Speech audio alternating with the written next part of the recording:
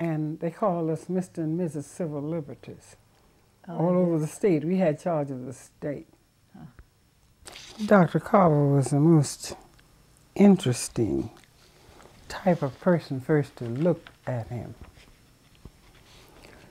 He was the type of man that was small and in frame. He had a very small frame. He was chocolate brown, had a very high-pitched voice, very high-pitched, and he was a man that stood apart from other people. Somehow, if you were looking at a crowd of people, your attention would be centered on him. Perhaps you don't know for what reason, but he was just that outstanding, and yet he was just an ordinary man to look at. And I think that set him apart from most people, as you will see when you go to the museum. And I'm hoping you will be able to stay there long enough to see him and listen at his story. But Dr. Carver was easy to approach. I'll never forget the time that as one of our guest instructors, he came to our class, and we would pick up all kinds of little pieces of grass, weeds, and ask, Dr. Carver, what is this? Yeah. And he would explain so beautifully the very background of it, the origin of it. So finally we came to a flower, very pretty wild flower, and they were growing everywhere. And my friend and I said, we bet he doesn't know what this is. We plucked the flower and said to him, Dr. Carver, what is this? And he started. Now that is what you call a primrose. Then he gave the botanical name for it. And he explained everything about that primrose. He started with the inside, the pollen, the leaves, the stem, the root, and we looked at each other. What fools we are. We don't know anything. And yet we are challenging a man like this. It was very stupid, but it really taught us a lesson. And of course, he might have been our guest, one of our guest instructors, but he was my husband's regular student. And my husband took agriculture under him, because this is the reason he came to Tuskegee. Booker T. Washington realized that he needed an agriculturist, and somehow he found him, and he came to head the agricultural department, as you will see when you go to the museum. And he was well versed. I won't tell you the story about Dr. Carver and how he became so interested in the peanut and the potato, because the story itself is in the museum, and nobody can tell it better than he can, except they don't tell it like he told us when we had him to come down to Selma. The county agent, my husband was the first one who brought Dr. Carver to Selma. We had what was known as Farmers' Conference.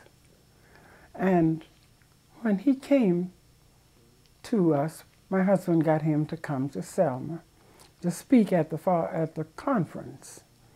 And when he was there, he told a beautiful story of how he asked God to give him the wisdom of the peanut and the potato. And I'll be glad when you see how he answered God. Now, I heard Dr. Carver when I was about 10 years old. before I ever heard of a place like Tuskegee. And I was at Georgia State College. I went to a meeting at Georgia State College, and I went with a lady who lived next door to us. There were two of us, pre-teenagers, and we heard this very high voice. And when we got into the auditorium and found out it was a man, we started snickering. That's a man. And it was Dr. Carver with a very high-pitched voice. But we realized when I came to Tuskegee, what a wonderful man, a man who was set aside by God and who was actually given the wisdom and the knowledge about the sweet potato and the peanuts that no man has ever given, which gave to the world from the peanut, particularly the peanut, he gave to the world 300 plus byproducts, ranging from pavement to face powder out of the peanut. Wow. But before, in Selma, after having asked him to come to the Farmers' Conference, that was around the time that we were building the community center. And my husband went to Birmingham, Alabama in the early 40s and got one of the artists who was working under the PWA or the WPA project. And my husband told him that he wanted him to paint, to have a painting, a mural of, he told him something about Tuskegee. I don't know exactly what he told him. But anyway, there were two most beautiful murals that had ever been made. And when you go back to Selma, go to the Railroad Museum. I don't know whether you've had a chance to go there or not. The Old Depot Museum. But these two, there are two murals. One is where Dr. Carver, the person representing Dr. Carver, having peanuts in his hand, handing these peanuts to the farmer. Now the farmer has a small box or basket of cotton, showing that cotton was being minimized. And in the background, there were the factories, and Dr. Carver handing these peanuts, which was an indication that cotton was dying, but industries could go all over the world by using the byproduct of the peanut. And before that, the peanuts were only used to roast and eat. And even when I was in extension work, I was from Dr. Carver's foundings of products of the peanut. I was able to teach people the peanut butter. They didn't know anything about peanut butter. Oh, they didn't. And it's such a staple food today. Yes. And he taught them how.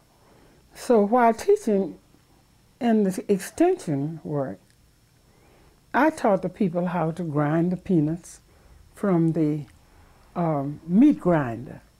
And of course, when it came out with big chunks of peanut. Then I got these people to bring me baking powder tops, as most everybody used baking powder. And we got several nails and took those baking powder tops and took the nails and made holes in them. Some of them larger than the grinder would grind it. And the next baking powder top was a little smaller. And the next one a little smaller. And the next one tiny. And we would grind these peanuts and put aside that top and get one a little smaller. And finally, we had peanut butter. And the people had no money, so we used the peanut butter tops. And all because of what Dr. Carver had given us, plus many other things, but that in particular. And this mural is one of the most beautiful murals you can find anywhere. It's been defaced quite a bit, I noticed when I was in Selma. Then the other is a mural of the Negro spiritual, Swing Low, Sweet Chariot. And I have it in my play, Swing Low, Sweet Chariot. And the way it is, the mural is, and the way I had a canvas that was made as the background of the man who was telling the story about his life and died. And the mural is of a beautiful chariot drawn by 3 horses. And it's nothing but the clouds behind that. And below, you will find 2 or 3 different types of choruses. You find the chorus, the type, people being dressed according to what they would have, the way they would have been dressed when they made these songs. As people don't realize that the only original American music is the Negro spiritual. Because every country that came brought their culture, but African Americans were not even allowed to get together if they came from the same tribe. So Swing Low, Sweet Chariot is one of the Negro spirituals that is in this mural. The last choir is a more sophisticated choir. This man is dying, and this is the mural. This is one of the 2 murals. This man is dying, and he's holding up his hand, and this chariot is passing by. And you can look at it, and you know what it is if you know Negro spirituals. It's Swing Low, Sweet Chariot. And that is one of the things that we have, and I hope in some way we will be able to get it and keep it. But the one of Dr. Carver giving these peanuts is really one that impresses me quite a bit. Now, my son was 4, maybe 5 years old when Dr. Carver was born. He must have been, that year he would have been 5, he was 4. And we went to the funeral, and we had, I had my camera, movie camera. Oh, you did? Yes. Do you have old films? I still have it. I still have the films. But the thing about it was the story that I was telling my son. As a rule, when we got in the car, as a baby like he was, the first thing he would say is, "Mom, tell me a story." And I started telling him about Dr. Carver, who went beyond the house where he lived into the garden after the rain. There was a beautiful rainbow that spanned the skies. The rain had just stopped. And he felt so good in the spring of the year. He looked to heaven and said, "Oh God, please make me wise to all of these beautiful things." And God said, "If I were to make you wise to all of these things, you will be as wise as I. But you name 1 or 2 that you would like to be wise to." And he said, "Well, dear God, make me wise to the potato and to the peanut." And God said, "I will." So he became wise to the potato and to the peanut. And I looked at my son. I said, now who was that? He said, that was Jesus Christ.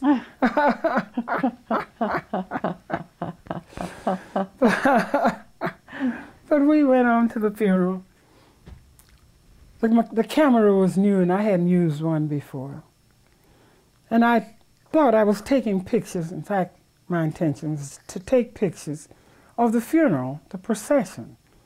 And when it was developed, I had the trees, I had the people's feet. I had everything but what I was aimed to have. But it was right funny.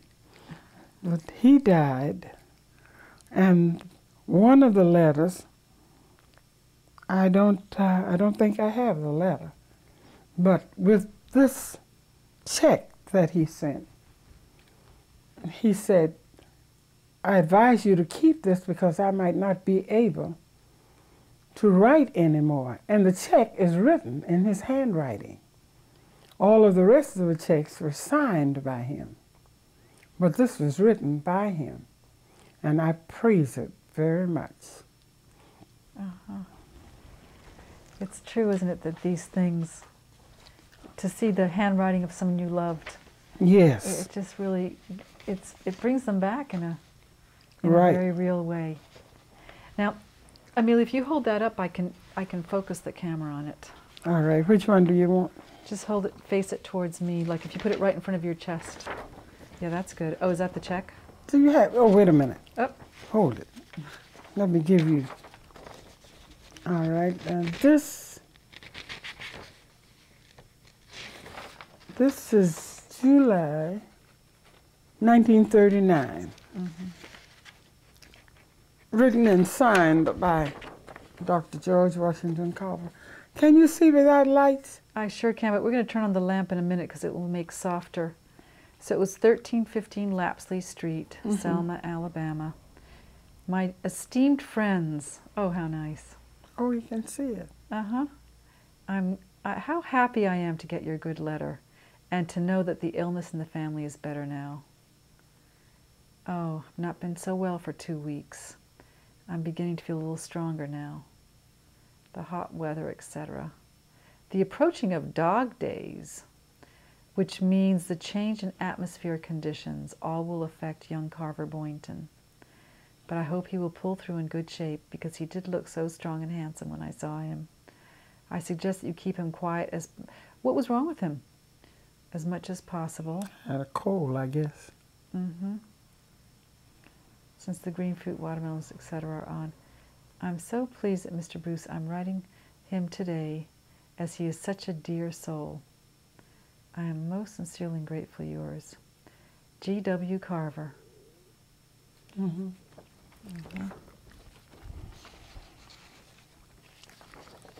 want the other one? Now that was in July, and this is December 40.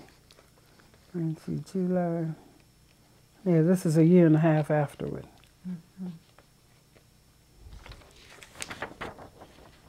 Oh, that one's much shorter. My esteemed friends, greetings with the hope that the holiday season, I hope that little Carver Boynton is doing nicely. I'm enclosing a little New Year's greeting for him with the hope that 1941 will bring to him many joys and blessings that he has not enjoyed heretofore. Most sincerely yours, G.W. Carver.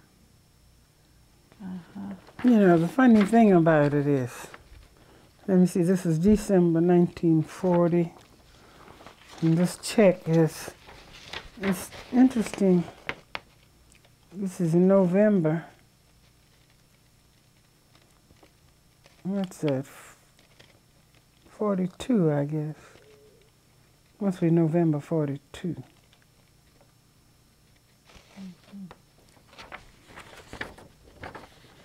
But this is the only check we kept and the only one that was of his handwriting.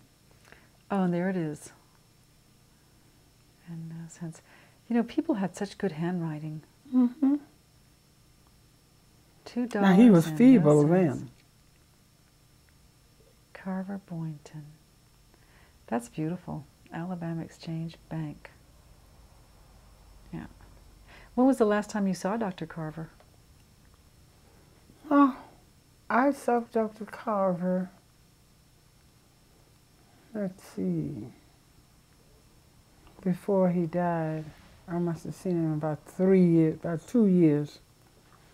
I never lived in Philadelphia, though my people went there before I was 16. And of course, I went to Tuskegee. So that's why when they left Savannah,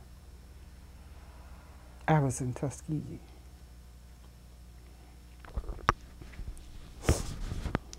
When you went to Selma and started to work with your husband, can you talk about those days? Mm-hmm. Can you talk about those days and what you found and how the situation, the people were, and what got you started on your committed road with your husband? Okay. Let me see. Let's see. You want me to start the first time I met him? Yeah. When I came to Tuskegee, to school, I knew nobody. I was here because I wanted to come here. I was at Georgia State College, and when my sister graduated and I was behind her, she said to my mother, "Mother, I don't want Amelia to come back to Georgia State College because she might ruin my reputation." And I knew that she had a wonderful reputation and she was exceptionally smart. And I wasn't that smart. You weren't that smart? No, I was not that smart. Because I think one of the reasons is because I never applied myself. I just drifted along on the Platts name, their reputation. And I was actually sliding through because as far as Savannah was concerned, my mother and father had a wonderful reputation. The children had a wonderful reputation. And I was a happy-go-lucky person. When it comes down to boyfriends and whatnot, that was out. I wasn't even awakened to the fact that I realized that boys were boys and girls were girls. The only thing I thought is the boys just wore pants and I wore dresses, and that was a big difference. So I wasn't sexually awakened in any way. But she thought that I would ruin her reputation because of the fact that I didn't apply myself and she was so smart. So I said, well, I don't care. I don't want to go either. And the Methodist Church right next to us, as well as many churches over the city, would ask my mother or father to let us take a part in some of their activities and their programs. Being a large family, we could sing, we could speak, some of us could play pretty fair, and we were called upon a number of times. So the church next door, which was St. Thomas AME Church, asked my mother to let me speak at that church. And I spoke When Melinda Sings, Paul Laurence Dunbar's poem. What is that poem about? The poem was about a woman, a young woman, and I imagine this is either right after Reconstruction or most likely that's when it was a woman who could sing.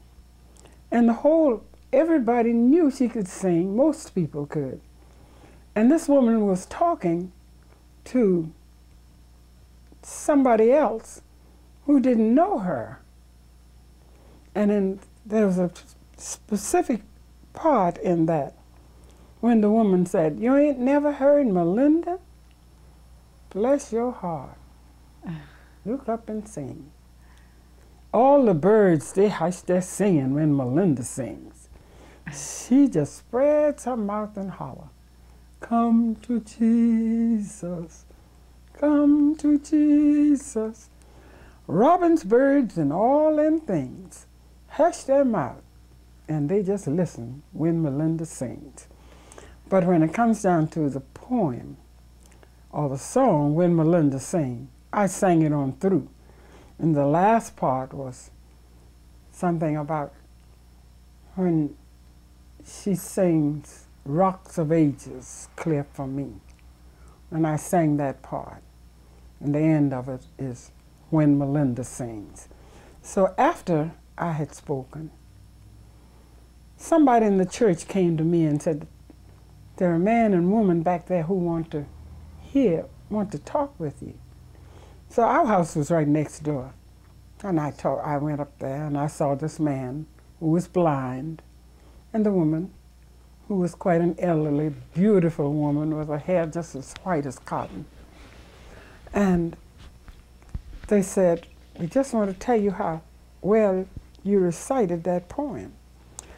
And we are Mr. and Mrs. E.J. Bruce. And I said, well, I'm glad to meet you.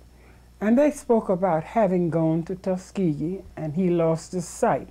He was the director of the painting division in Tuskegee. And he lost his sight.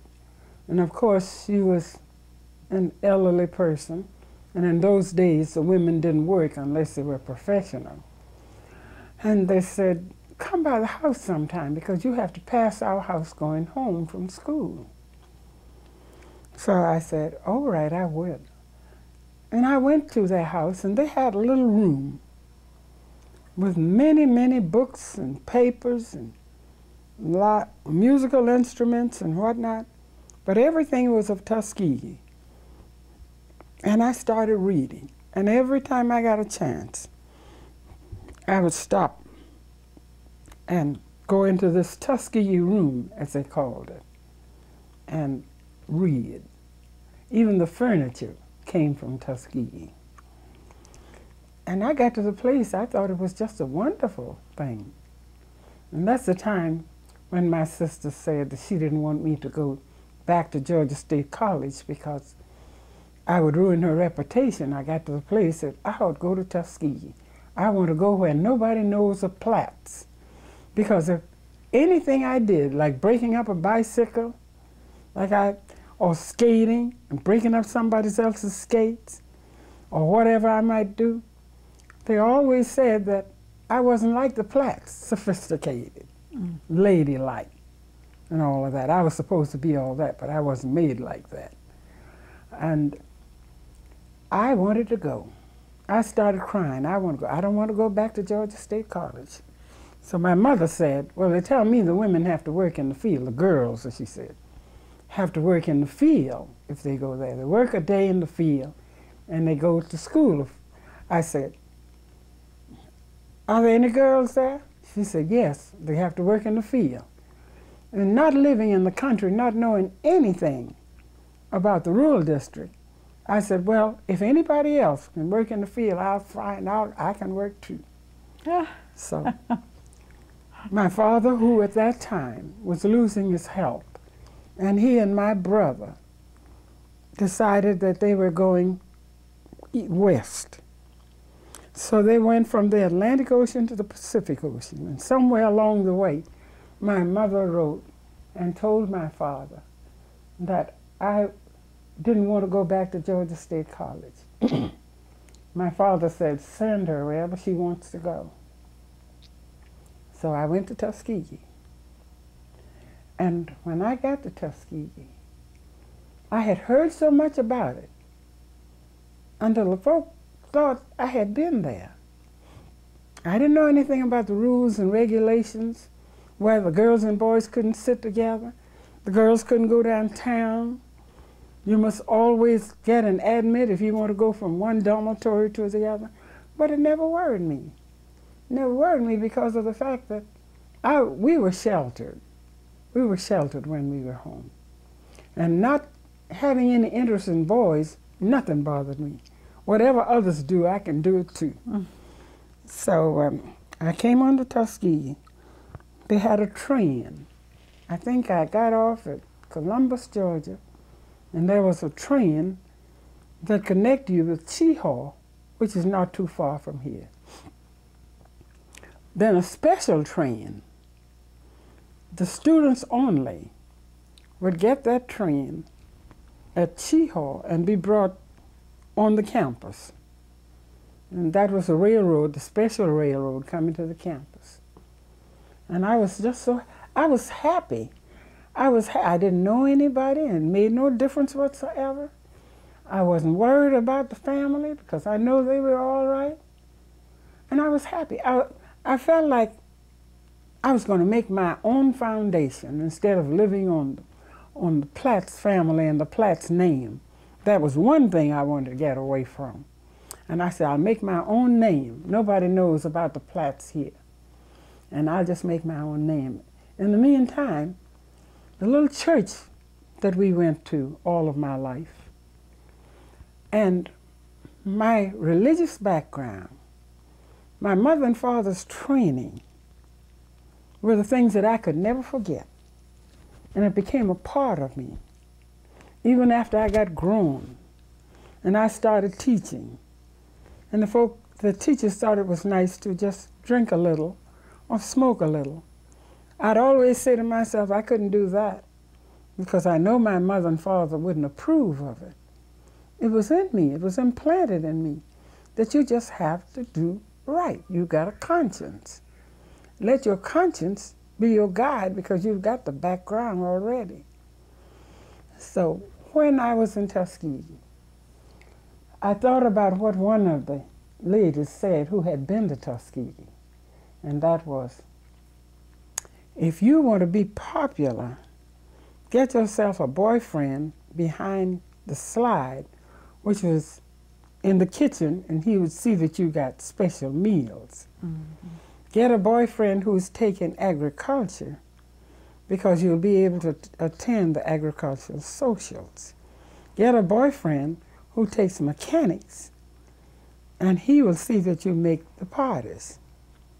I said, oh, this sounds good. I'm walking into a new field now, something that I had never been even interested in, not even the movies at home. So I called myself getting a boyfriend in each one of these. After I had been there about a week, maybe not quite a week, the fellow behind the slide who was in the kitchen and would see that I got the good meal said to me, I'll give you a ticket to the movies. And I said, oh, no, thank you. Because my friend, my boyfriend, has already given me a ticket. I just didn't know any better. Then he said, that's what I say about you American girls. You always fool the boys. Now, I didn't know anything about him, but he was trying to become acquainted with me. Okay. Then my roommate said to me, my brother's here. And she was there longer than I was. She was there the year before I was there. She said, my brother's here, and I would like for you to meet him. And in those days, boys and girls couldn't sit together, not even in the dining room. You had to, on Saturday nights and Sunday nights, your boyfriend could come to the table where you live. And the guy who sat at the front of the table, at the head, as a rule at our table, he would go to see his girlfriend. And whatever girl had a boyfriend, that boyfriend would come and sit where he was sitting. And the girl at the head of the table or near at the side would always move down so the boy and the girl could get together. And my roommate said, I'd like for my brother to meet you. I said, okay. Is he in the agricultural department? All the time I'm thinking about the parties now. Parties. She said, yes, he's in the agricultural department. Okay. So after the grace was said, I looked around this fella came up, her brother, and she introduced me. She said, "This is Amelia Platts. This is my brother, Samuel William Boynton." I said, "How do you do?" He said, "I'm doing all right. I'm glad to meet you." And after everything was over, instead of sitting at the seat that the fella had vacated for him, he just went on down the dining room to his girlfriend. So I wasn't embarrassed. I didn't have sense enough to be embarrassed. And I just forgot about him. Then when the social was, I was invited by another fella from the agricultural department. And I was with him, and he was with his girlfriend. And we took some pictures together. And that was the last time I saw of him.